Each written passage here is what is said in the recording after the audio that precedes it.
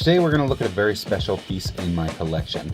This piece is very likely 100 years old, or maybe even older. That's right, a century-old pen. Let's take a look.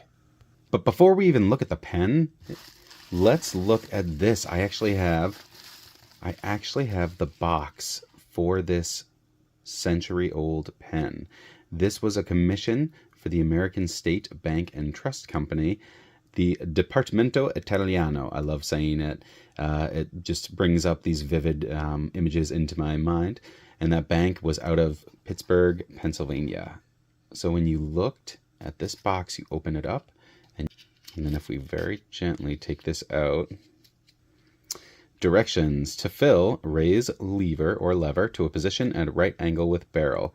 Submerge gold pen completely in ink, snap down the lever, and the pen is filled. Do not raise the lever when there is ink in the pen unless the point is held over the ink bottle. And we know that's because that is how you expel the ink. So they're at least giving you some good instructions there. And this pen was originally sold by the Singer Pen and Gift Shop, and that was again in the same town where it was commissioned. So they who sell, adjust, and repair pens and ever-sharp pencils made by 12 factories for all kinds of writing. If this point does not fit your hand, call in or wrap pen well and return with steel pen to show your style you prefer. So they would put a different nib on this thing if you so desired. So I'm trying to tuck that back in there. So how cool is that, guys? That is century-old box for a century-old pen. And one of the coolest things about this pen, one of the reasons I really liked it, was this was basically mint in the box. Like, you can actually still see the imprints. This thing was so perfectly mint. There was no patina practically at all on any of the hardware. And you can see here that all of the lettering is still filled in. And that's one of the first things usually that gets worn off in different vintage fountain pens. Here's an example, right? This is a 1930s Swan, and you can see all that was actually filled in white at some point. There's a little bit of remnants here and there, but otherwise it's all pretty much gone now. Same for kind of even up here. You can see that was filled in white, but eventually that kind of gets worn off. So to find a pen in this good condition that still had like no use or marks on it was awesome. Let's look at that up here again. If you zoom in, you can actually see their insignia there. Echo, Eggins and Hambler Company. Now, Eggins and Hambler were two guys that worked for Waterman for over a decade apiece.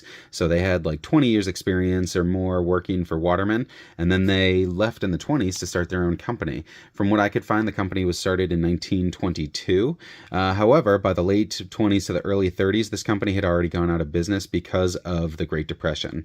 So this is a kind of short-lived American company because of the Great Depression, but these guys had an awesome history with Waterman, and they carried that over into their pens, so much so that they were, getting good contracts like this.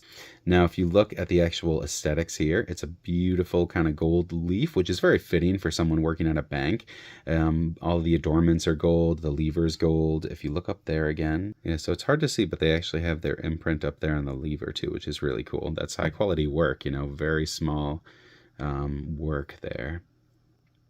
Get you a good close-up there of the imprint there. It's a close-up of the cap band and the wonderful gold they've got. Kind of gold flake. I don't know if this is acrylic or resin or what.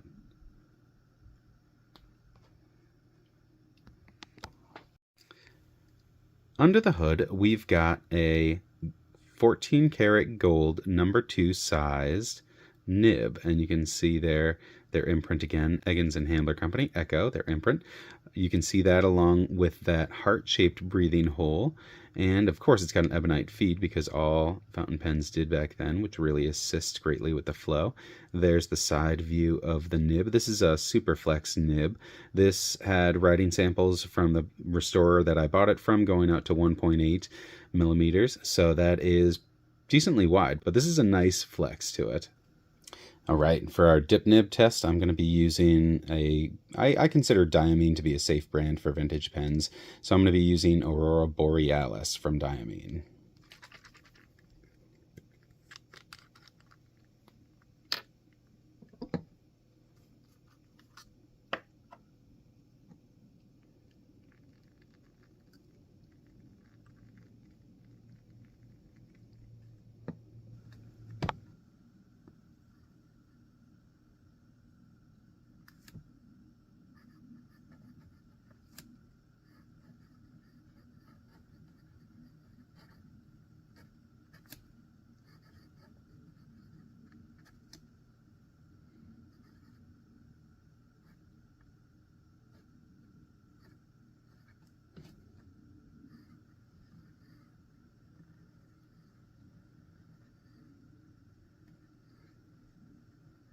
It's a nice flex. Now, I don't actually want to overdo it just because this pen is like 100 years old. So some people say online, you know, why don't you flex it more? That pen could flex more. And my answer is I flex as much as I feel comfortable, but I don't ever want to regret flexing too much on something. So take it as it is, but that's how I like to flex.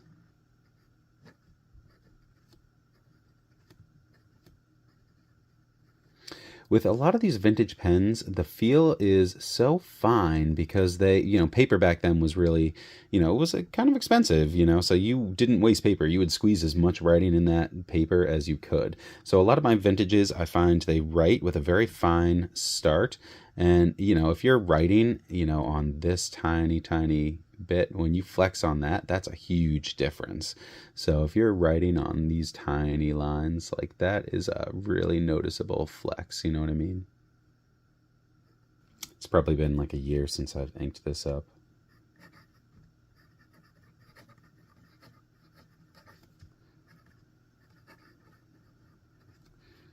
One of the things that I really like about the vintages is they have kind of a crisp snapback because of that more hook-like architecture you can see there, and that assists in the strength of the flexing, at least in my opinion. So what I find is the feel is like very crisp, and like we were saying, it's meant to write very fine. So from that you get a really good precision feel from it, but then when you do want, oh, I'm starting to run out because I'm starting to railroad there because I just a dip nib, but yeah. If I go slower, yep, I'm running out. But there's a better look at the writing sample for you. Now this pen was fully restored. It's got a fully functioning sack in there. But still, you know, sacks are not quite as reliable and a little bit more, you know, prone to leaking. So, and generally, especially with the rarity of a lot of my vintage pens, I don't really pocket carry them. It's something that stays usually in my collection, especially this one, because it's just basically practically absolutely mint with packaging and everything. So altogether, I, you know, want to keep this in good condition. But that lever is totally operational. I did use this inked up for probably a week or two before cleaning it out when I first got it. So we're just flooding it with water.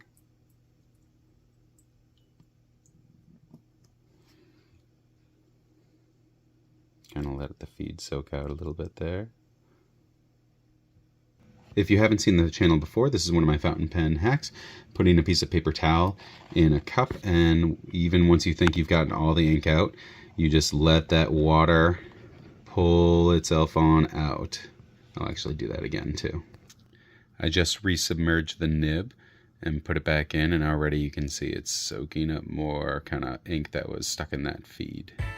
Thank you for coming along on this journey into the 1920s Eggins and Hambler Company.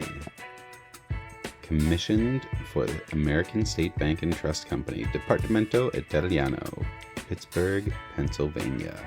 I can't believe that I'm lucky enough to have such a perfect specimen of a 100-year-old, or roundabouts right about there, pen. That is amazing. Imagine the banker that, you know, used this back in the 1920s. That's insane. Thank you for watching, everybody. Take care, and I hope your journey leads to your own personal Zen.